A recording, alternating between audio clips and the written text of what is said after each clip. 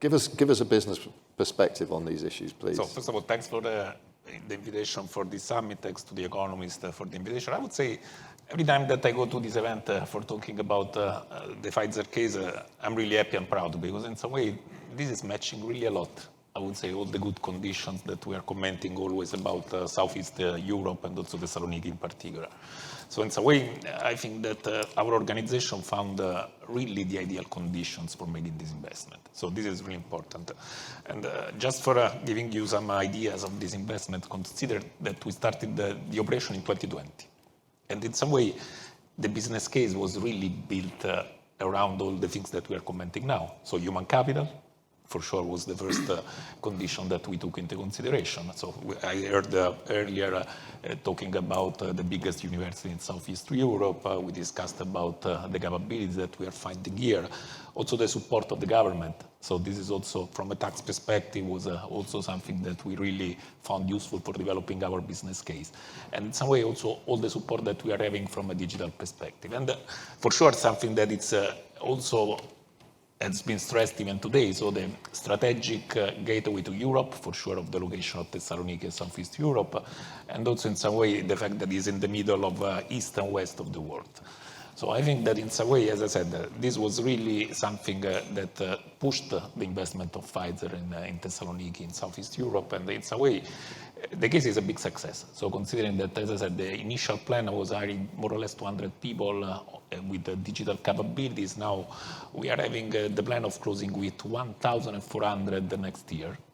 And this is in some way the practical, I would say, explanation of the success of this story. And also, for me, it's perfectly aligned also with how the economy in Greece is growing. Because as you know better than me, now the driving sector, for sure, the first one is tourism, the second one is health and pharma, then we have digital, we have business services. And if you think about our investment, is including at least three of them. So health and pharma, digital, and also business services. So in some way, our success is boosted also the success of the Greek economy.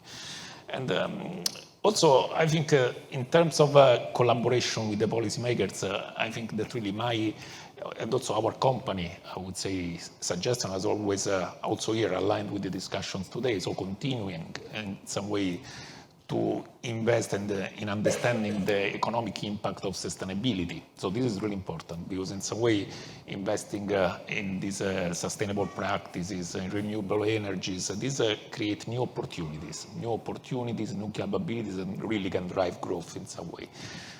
For me, other 2-3 key elements for continuing this success are for sure boosting the workforce, I would say, productivity. So this is really key. So for me, really, the success of our investment is about people. But this investment has to be continuous. So we have to invest in education, we have to invest in development, and also one word that I really like is adaptability. So things change very quickly. And for continuous to be in some way successful, you have to adapt to this.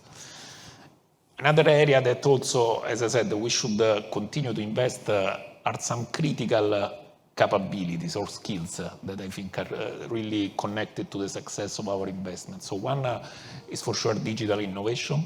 These capabilities are driving not only the growth of Greece, but of all the countries across the world. If you look at the biggest companies of the world are from US and they're about digital and technology. So these capabilities are really critical. And also, in some way, for me, something that it's more, how can I say, a mindset, is entrepreneurship.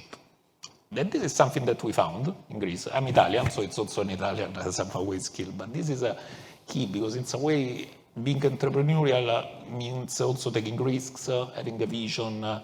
So also, really, this creates growth. This creates growth and this creates also opportunity.